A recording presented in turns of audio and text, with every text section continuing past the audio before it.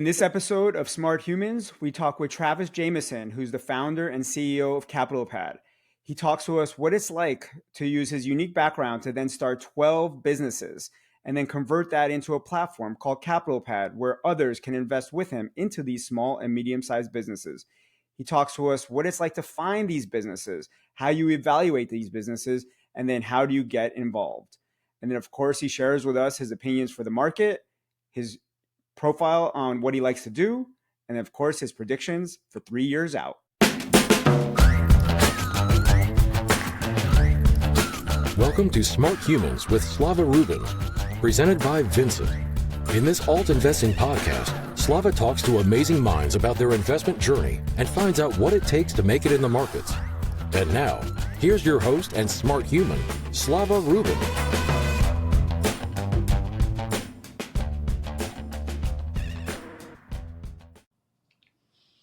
Hello, and welcome to the latest episode of Smart Humans. Super excited for today's guest, somebody who knows something about a topic we haven't covered very much, which is investing into small and medium-sized businesses. We have Travis Jamison, the founder and CEO of CapitalPad. Welcome. No, thanks for having me. Honored to be considered a smart human. Absolutely. So let's just get started with the beginning, which is how did you even get into alternative investments and how do you get eventually onto this journey? Where did you start? Probably like a lot of people, I was a founder. So I've probably started about around a dozen companies at this point. Everything from e-commerce, marketing agencies, some SaaS companies, investing platforms, communities, like just absolutely everything. And then over time, kind of sold a few of them, put some management teams in place for others, and then slowly but surely start allocating capital to things. And, I kind of went for the types of assets I knew the best. That's kind of how I led there. What was the first company? The first company I ever started, it was a health supplement, actually. But that was a long, long time ago. What year was that, you think, if you could remember? Maybe like 16 years ago, something like that. Nice. So 16 years ago is like 2007, 2008? Yeah, great time to be doing companies, right? Right around the market crash? Yeah. Well, but it didn't matter to me because it's not like I was eligible for venture capital or even know how to do that at the time. It was all just bootstrapping, literally like bartending and playing poker to fund my first businesses. Very, very small stakes things here. What did you do right before? So you were bartending. Was that your actual job before you started your first company? Yeah. So I dropped out of school to kind of start my first one. And, bartending and poker was kind of the way to fund that. So I've never actually had a real job. I mean, I've been like, personal trainer and stuff like that, but not like a real job. Never had one, which makes my companies kind of interesting because I don't have these foundations that everyone else has worked off of. So it's kind of starting fresh from each one. And I think in a lot of ways that's worked really well. Sometimes maybe a little bit of existing structure would have helped, but overall I think it's pretty fresh. So wait, so far I've heard personal trainer, bartender, fitness, poker player. So that turns into starting a dozen companies. Give me some more background there. How does that all happen? What's in are your parents entrepreneurs? Are they the opposite? Where do you think that DNA comes from to go from that to, all these companies? Not really. I think I'm just honestly one of the lucky ones. Like some people have the entrepreneur gene and some people don't. Now, it wouldn't have happened on its own if I hadn't been, read certain books that were introduced to me or like met certain people who like led me down the path. If I had just left by myself, this never would have happened. But I think I kind of had that gene. And so when you get helped along the way, then it just spurs it. Nice. What would be one or two of those books? Oh, it's so cliche at this point, but honestly, the 4-hour work week was the first thing that changed it all for me. Of seeing because it's like a blueprint really for how to start the type of business that I was looking for at the time. So I actually did it. So I created my first business. It was kind of on autopilot. I went and lived on an island in Thailand for a year. And This is the health supplement? Yeah. And there was a marketing agency kind of got started at the same time as that because I got really good at SEO early on. But yeah, I did that. So I lived on an island in Thailand for a year. I ended up hopping around the world for about a decade, actually. Now, of course, over that decade, I wasn't just, I learned a little, excuse me, I learned the island life that we were all looking for wasn't really the life I wanted long term. But the kind of life of freedom that book talks about did work quite well for me for a long time. Now I'm back in the U.S. I have a house. I'm like a normal dude now, but it was great at the time. You're not on an island? Not on an island. I'm in Asheville, North Carolina. I'm in the mountains in like my house. Like nothing crazy. So 12 companies, are they all very similar, totally different? How does one start 12 companies? All totally different, actually. If there was like a grain of like similarities in the early ones, it was probably be algorithmic based. So I kind of get like search algorithms, whether that's a Google search algorithm or an Amazon search algorithm or something like that. And so you can make products around that. I kind of like, so when I first got into SEO, it kind of replaced my poker love, because I just like hacking systems and like beating stuff, and like SEO and like beating the Google algorithm was more fun than, trying to beat the poker algorithms, we'll say. So at school, were you good at like math and stuff? Yeah. I was pretty good at everything. But I am ADD, and which means like classroom settings, I just kind of I'm just bored. Like I'm fine, I graduated with honors, it was fine, but like I'm just kind of bored with stuff. But like the flip side of ADD people don't talk about is you have this ability to hyper focus on things that you find quite interesting. And I'm so lucky, like pretty much all my entrepreneurial endeavors have fallen into that. Like I can hyper focus on stuff and get really deep into it and just work for, 10, 12 hours at a time without blinking. For others that might not understand, what does that mean? You took your knowledge about poker to then focus that on algorithm-based businesses. What does an algorithm-based business mean to you, and how would you explain that? So I don't like my first supplement, a health product. The only way we got people there was from Google. SEO is quite different then, but if you learn how the algorithms work, then you can optimize your businesses for that. So take Vincent, for example. If we rank you for investing newsletter, wow, that's going to be at the top, and you're going to get the customers that way. So it was just kind of like a game to beat those types of things that worked really well for my personality. Got it. Any other high-level suggestions? I know you probably do an entire podcast or book on just that, but any other suggestion or two for folks thinking about how do you backwards engineer the algorithm hacking? It's not the same now as it was then. Probably, I mean, if I was young and starting off, it'd probably be on like the TikToks or something like that, like those algorithms, which I'm not as knowledgeable on that anymore because I don't care to be. But the young guys will probably get more from something like that than regular SEO at this point. Although I think SEO still crushes it. I mean, it still does really, really well for me, but it's a different game at this point. Got it. So then you went from creating all these businesses to now more investing into businesses. Is that right? 100%. Yeah. So I sold probably half of my companies, and then the other half I kind of have management teams in place, some of which I do absolutely nothing with, some of which I have like, hour call a week with, the really talented managers running stuff. And so it naturally progressed to me just allocating capital to places. Now, in terms of your own personal net worth, how much of it is tied up in these businesses? Probably, I don't know, a third, maybe a little more than a third is tied up in the companies. Now, quite a lot of my cash flow is tied up in those companies, obviously, but. Got it. And then in terms of like the other all category asset classes, how much do you think you're putting into those versus into the public markets, like typical stocks and bonds? How people talk about like 60-40 or whatever. So what percentage of yours do you think is equity? What percentage is bonds? And what do you think is all these alts? I maybe have 20% in stocks. I have 0 bonds outside of T-bills. I mean, I have a ton of T-bills, but those don't count. So it's pretty much all some sort of alternative investment. Nice. So yeah.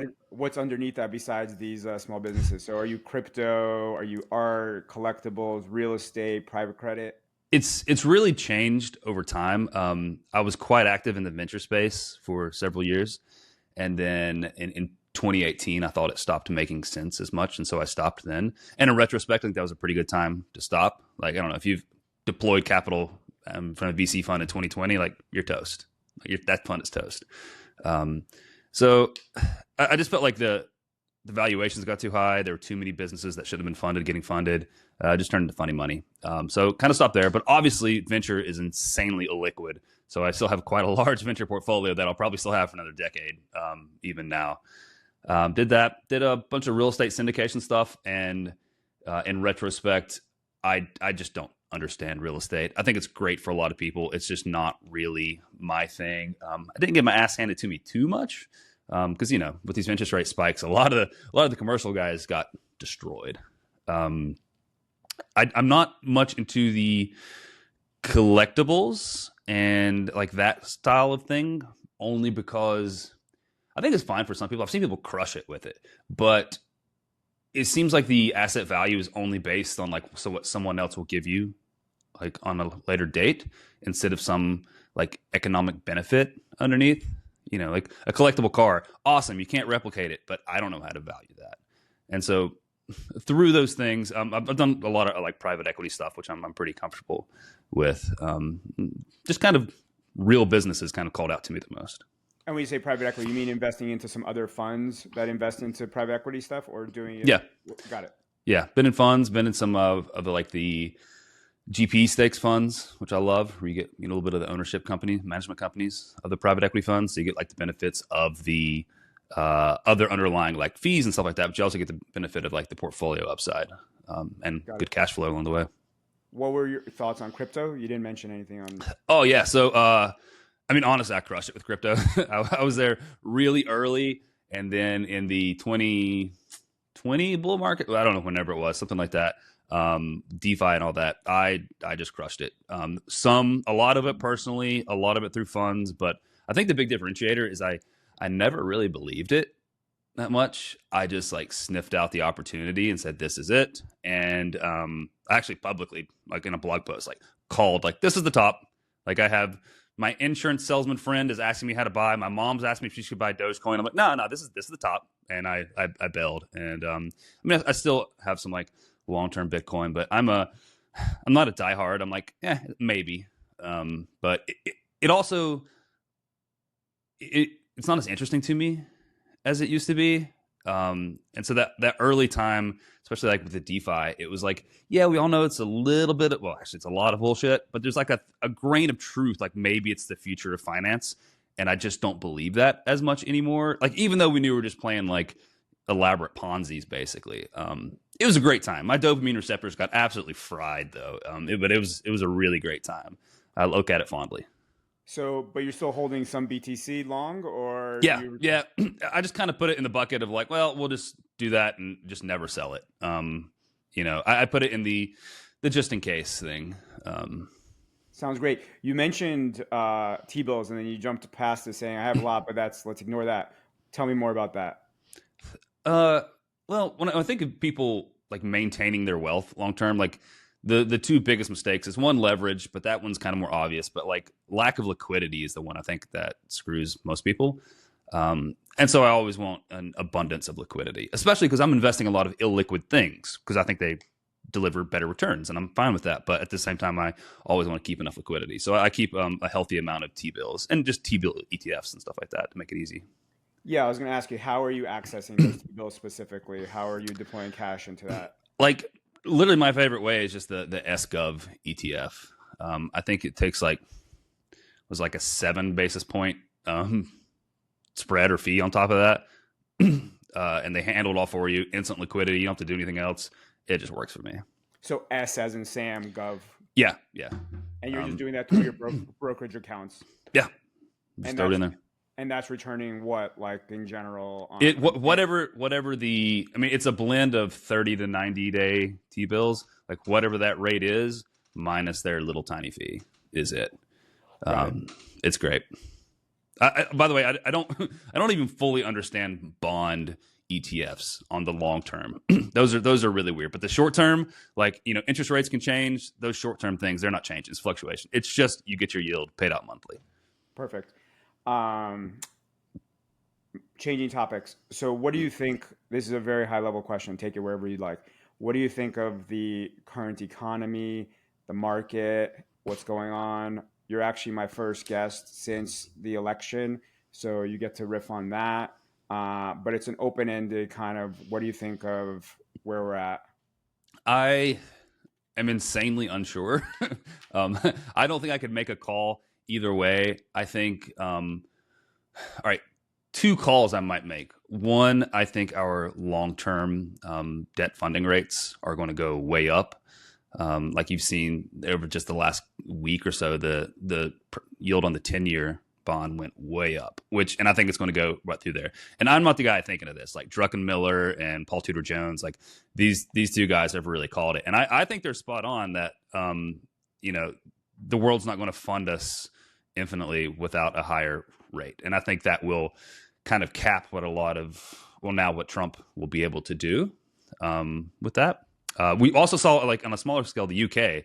They tried to get away with some fiscal shenanigans, and the market basically said, no, like you're not going to be able to afford the debt if you do. And I think that's going to happen to the U.S. The other thing is, especially like right after, it was clear that Trump was winning, we had like the market just exploded, right? And I think a lot of that has been priced in anyway. And now that he actually won, the market exploded even more. My only fear would be that it's kind of borrowing from future returns. The good analogy that I heard, I think from Morgan Housel, was that if you look at like the stock market, like Japan's stock market, and you look at their trend line going, back to like on the 60s or something like that to now, the trend line is basically the same of like going up. But in the 80s, it just pulled forward all those future returns so much. So we had like, 3 decades of no returns in the Japanese stock market. I worry that maybe some of that is happening now. We're pulling forward, not like 30 years worth, but we're pulling forward a few years of like future returns into the immediate. And so I don't know what would come from that. But with that said, I'm not really changing how I invest based on this. This is just kind of what I feel. And that's why you're on. And it's a little early for predictions, but it's always good to start. So what does your 2025 outlook look like right now in terms of, what's the stock market going to do? What's the Fed going to do? What are your thoughts on, some of this verticals, et cetera? The market, I have no idea. I'm just not in that predicting game. Like, I don't know why someone like me would be able to predict this stuff. What the Fed's going to do? Again, I have no idea. This is just for fun. This is what I like to think about because I find it entertaining. I figure the Fed will have to continue to cut rates, which even though the Fed fund rate will be low, but the longer term bond yields will be high. And so they're going to essentially start inflating away the debt. I think that's the only way to do it. Otherwise, it's going to be, we can't service it otherwise. Do you think that there's talk of the Fed going down another 200 basis points in 25? Do you think it actually goes down that far? Yeah, no idea. No. Gotcha. Yeah. Right. I mean, they like there would be pressure from the president to do that. Like the market would love that. The stability of the dollar would really love that. Our debt would really hate that. I think like every 100 basis points is like 90 billion a year or something like that. Did I get that statistic right? Some and like debt payment or interest payments. Right. And so like, that's a lot. That's a whole lot. If I gave you 3 choices, red, green, yellow for the stock market, which one would it be for 25? Red being we're going down year over year, let's call it 5 or 10%. Yellow being it's a chop of plus minus 3%, and green being up, 5% plus. Again, I don't know anything. I'm just going to guess like yellow because again, I think I would just say like the AI trade, the Trump trade, all this stuff probably pulled forward some of the gains. It's like you seem to be in a great position overall. I don't see anything hiding, but we never do. But it seems like we just pulled it forward so much. And so like, where can it go from here? Like what giant productivity gains or like financial shenanigans can we pull? And like, I don't know. Sounds great. So you're actually here representing CapitalPad, which is an awesome platform to invest into small and medium-sized businesses. Obviously, you have more than a little bit of experience, and that's what you've been doing for a long time after your days of being a trainer, poker player, bartender, etc. So not everybody has heard of CapitalPad. So can you just spend a moment to tell us what is CapitalPad? Can I tell you how I got this CapitalPad? Sure. So I was in small businesses well, and I still am. And so I realized early on the returns of small businesses are, I think, the best that are out there for the most part, other than hitting like an angel investment where you grab an Uber. Like other than that, like there are no better returns. These things trade like 3x earnings. Every country club you go to out there, ask around. They all own like dumpster services and like asphalt paving and stuff like that. These like boring businesses. And so I knew that was the case, but obviously if you own a small business, most people have to run it. It's really hard to diversify. You can't just invest in these things. And so slowly over the years, I was trying to figure out ways to do that. I was buying minority stakes in small businesses, all the things. And finally kind of discovered like the M&A world for these small businesses, where specifically like search funds and independent sponsors, they're going and acquiring these, dumpster companies, asphalt companies, that type of thing. And they need investors when they come in. And so you're getting the upside of the small business, these 30+% a year yields, but you're not having to run them. And in fact, you have preferred shares. So you have almost a better situation. And so that's kind of figured out how to invest in these small businesses with that. And through that, I discovered the two problems for investors. I mean, there's problems for the other side too, but one, it's really hard to get access to these deals. It's a very like opaque market. Like there's just not a place for them all. And the other, like the minimums could be quite high. So, the minimum sometimes be like 200,000, 250,000, and you can only write so many of those checks. And so I ended up making CapitalPad after enough people asked to co-invest with me on these things. And so CapitalPad brings all the deals in one spot so people can actually see these small business acquisitions to invest in. And then we pool all the investors together so investors can write much smaller checks, as small as $10,000 for most deals. And is this, you have to be accredited or? 100% accredited, 100%. Got it. And how long have you been around? We've kind of been like private for a really long time, kind of when we started going public a few months ago. A lot of the deals just happened privately because people were wanting access to that. And so we started building the infrastructure. We've done several of the deals. It's just the platform itself is just a few months old.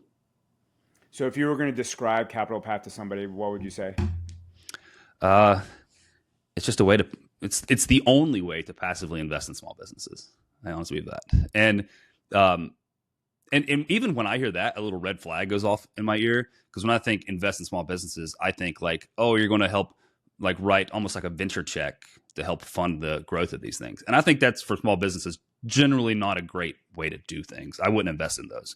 The difference in these is like, these are established businesses. Like a deal that I personally did a little bit ago, it was a dry cleaning company. It's got like 7 locations. It's been around for 60 years. This thing's bulletproof. They're not raising money to grow or fund operations. They're raising money because someone's acquiring this company and they're going to run it. And then I'm going to be a passive owner on that. So that's kind of the big difference. It's just changing ownership, and they need investors to help fund that change of ownership versus paying for the expenses to try and grow bigger. And is that a deal that you did a little while ago? Yeah, that's a real deal. I've done 2 dry cleaners at this point. Yeah.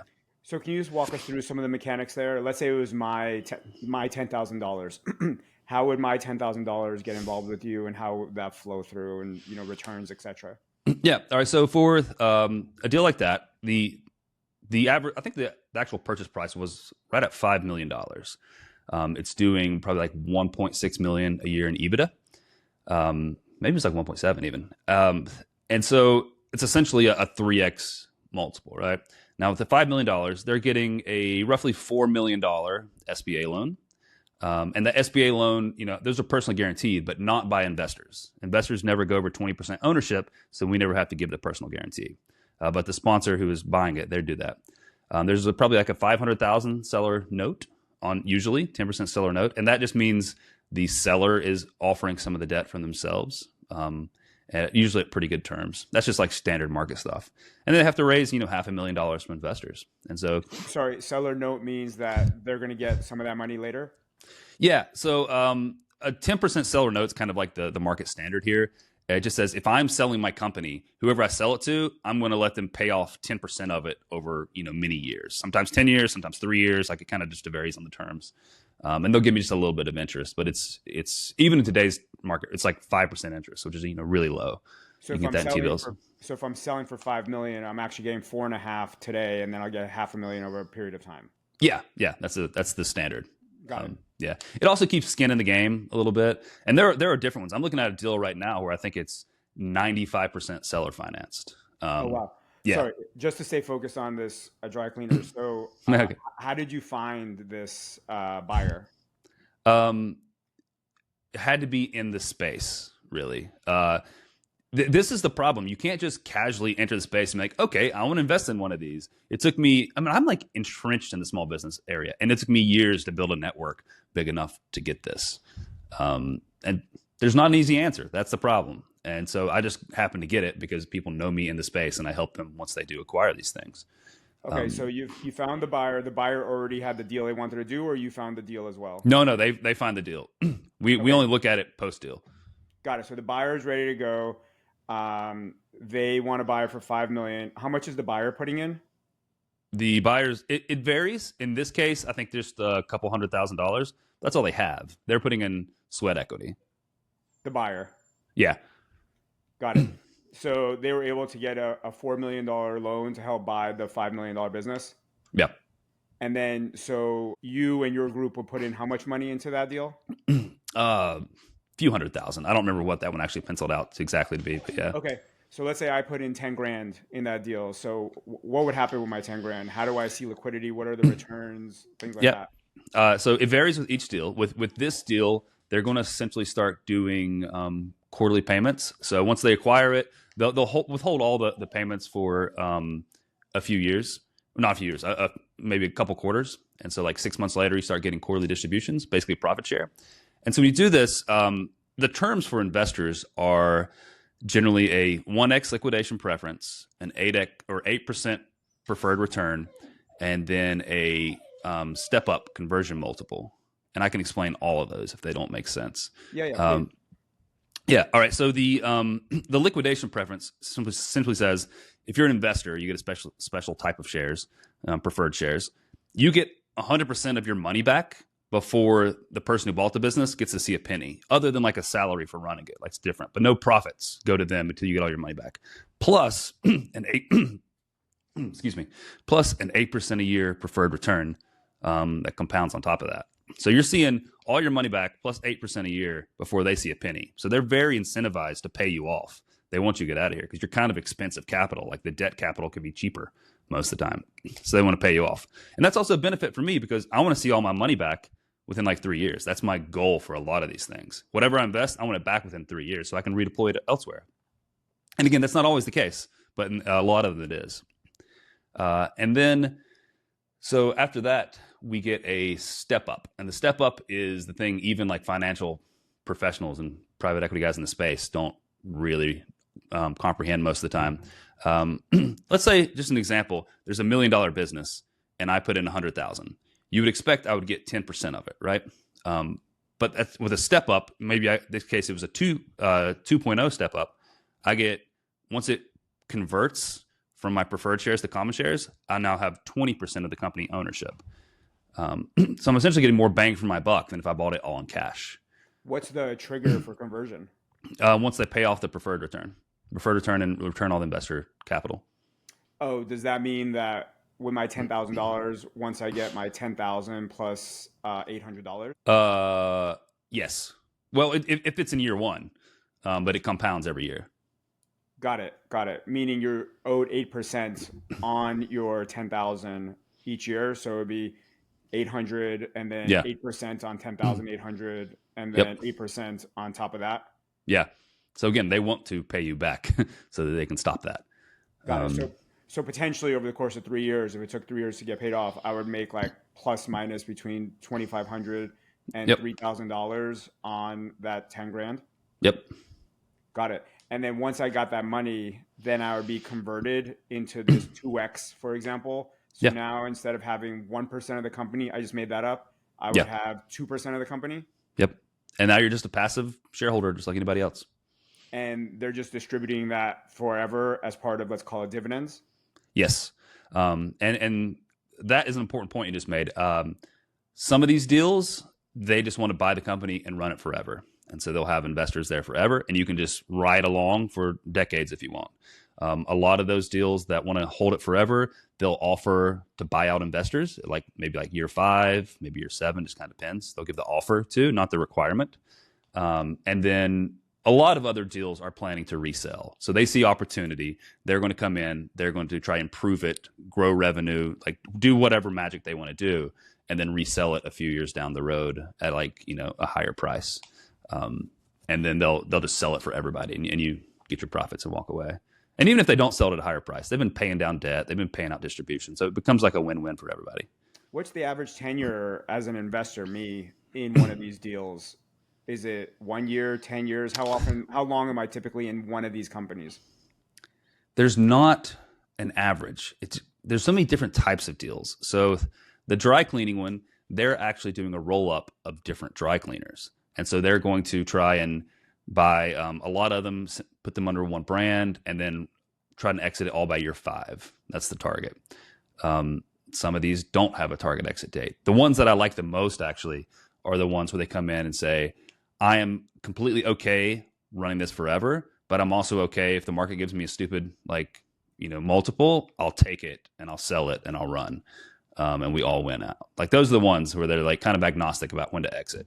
I don't like being like having a strict timeline on when to exit, because what if the market's shit at the time? You don't want to sell then.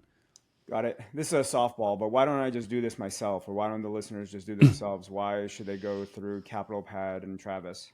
Well, thanks for the softball, because they probably can't. You probably cannot find these deals. And if you can, the minimums will be quite high. That is basically the problem. And of course, we're vetting these things too.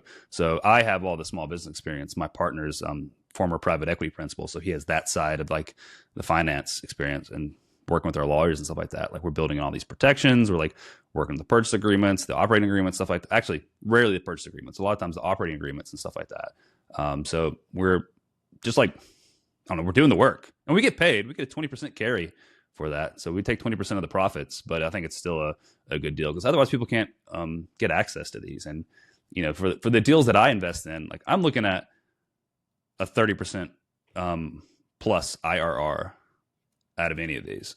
So the returns are there. And I have a big theory, because anytime I hear someone say, oh, I make a 30% IRR, little warning bells go off in my head. Like that sounds like a scam. That can't be real, right? I think in most asset classes, it's not, because large institutional money can come in. Like say venture capital. Like my thesis is that the VC returns have gone down because billions of money has entered the space. You have like Andreessen opening up the spigots and getting like billions of dollars from endowments. And that just lowers the returns for everybody. Like the endowments can't enter this space.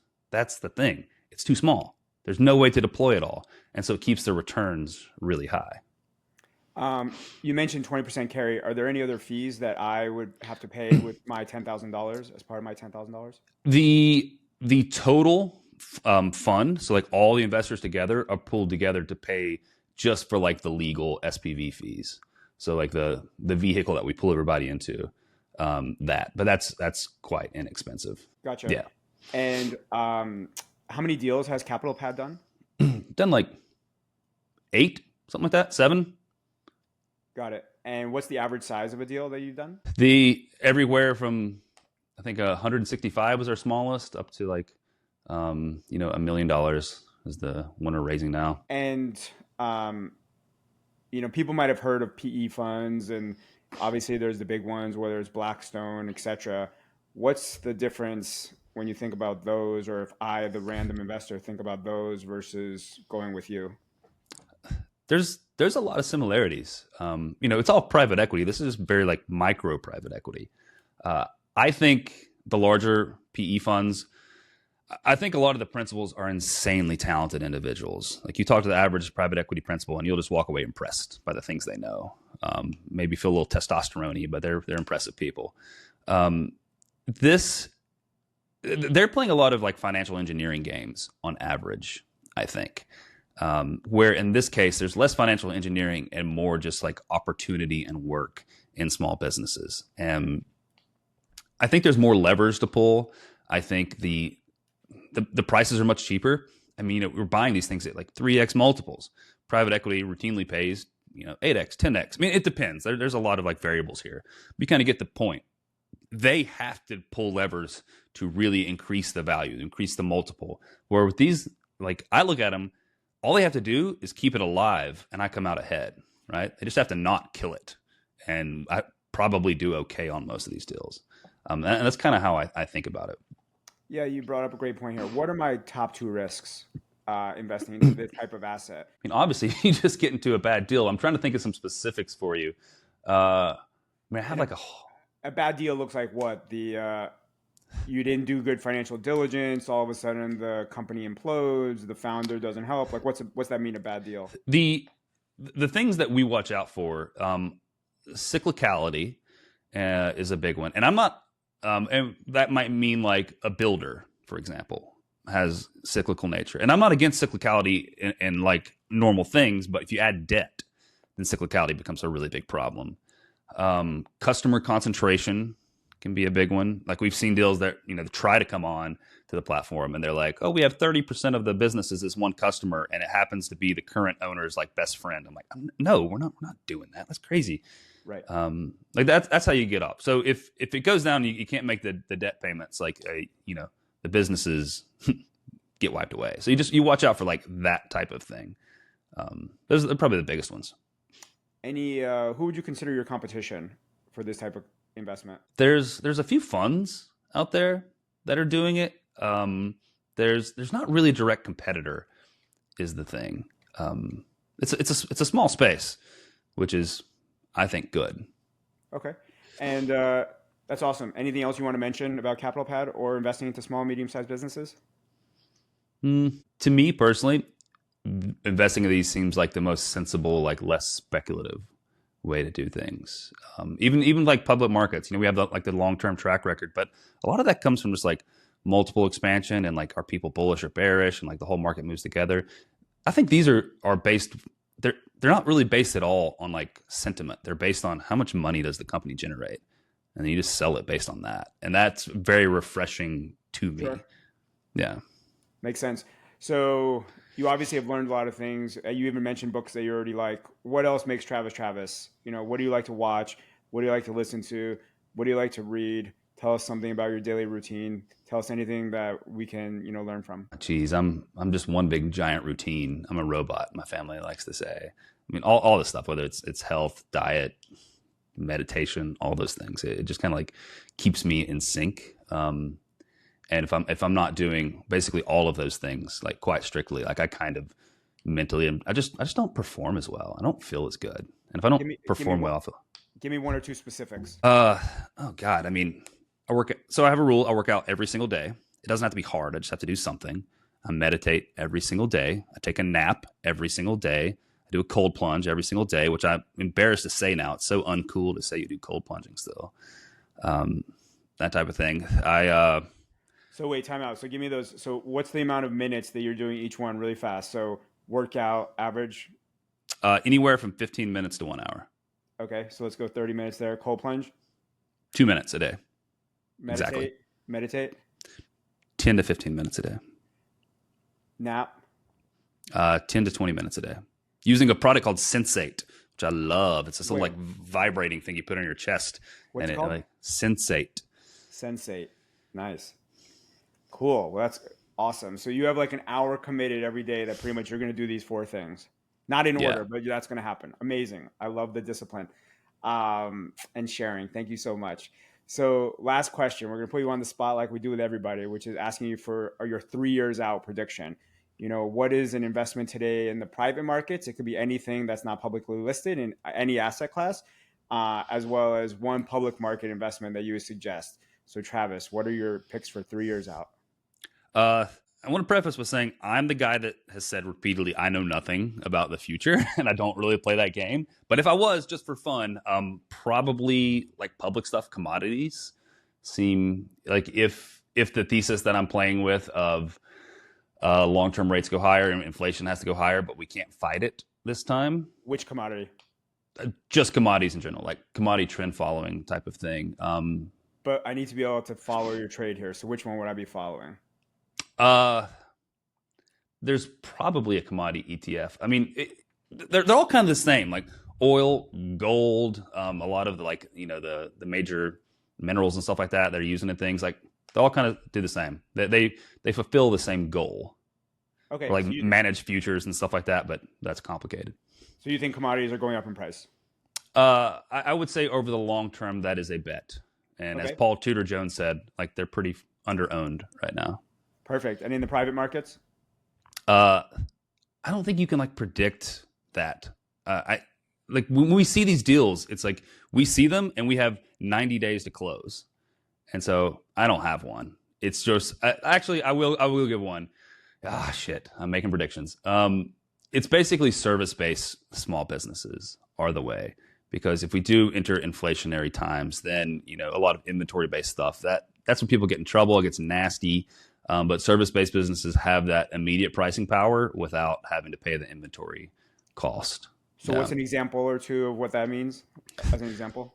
Here's a great example.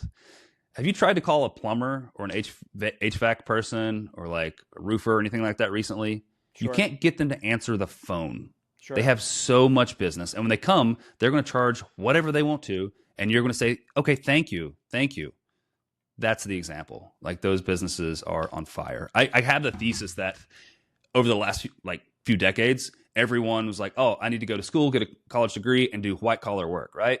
And I think that kind of like now those people are having problems, but everyone forgot about the blue collar stuff, and now they can just do whatever they want to, charge whatever they want to, and they're so in demand. They're so in demand right now. So just to translate that, you're saying if you can, try to invest into a plumbing business, invest into a roofing business, invest into a house building business, an HVAC business, et cetera, et cetera. Yeah, house building businesses can be a little more cyclical. Maybe not the whole house. A contractor who helps with pieces. Service, like HVAC, for example. The HVAC companies that do residential are far more attractive than the ones that are doing commercial. Because residential, like, I don't know, your heater, AC breaks, you're going to fix it no matter what. Now, that industry in particular has some really crazy valuations right now, so be careful there. But that general theme of like home services, I think those are just crushing it. Amazing. Well, for a guy who doesn't make predictions, those are really interesting predictions. Travis, thank you so much. We covered a lot of ground here, from starting, a dozen companies with a health supplement company to start first. I love the background, being a trainer, bartender, and a poker player, with all of that before you even start doing the businesses. 4-hour work week became part of your Bible, which is awesome. You turned ADD into a positive and superpower with your hyper focus. You're only about 20% into stocks. You love liquidity through your T-bills, and the rest you're riding high with all these investments. You told us that you need to make sure that leverage doesn't become a problem, and also you need to make sure you have liquidity, which is great. You taught us about how to get into these T-bills. Also, you're concerned about long-term debt, which is super interesting. You do think 2025 is going to be maybe yellow. The Fed is going to keep on lowering, but the interest rates are probably going to stay high, which will be an interesting combination. It's interesting that in this market, you could get a 3x multiple versus the larger 8x to 10x for the bigger PE funds. So there's definitely some opportunity there. Taught us how to go through a deal, and now we learned a lot of terms, and we have a lot of research to do. So thank you about all of that. And finally, you told us about your routines, about how you spend an hour going into all those 4 things. People are going to have to learn about Sensei so they can nap better. And then, of course, you gave us your predictions for 3 years out. Thank you, Travis. You take good notes. Thanks so much. Smart Humans with Slava Rubin is a podcast brought to you by the team at Vincent. Any data, text, or other content in this podcast is provided as general market information and not as investment advice. Past performance is not necessarily an indicator of future results. For more information on alternative investing, check out Vincent at www.withvincent.com.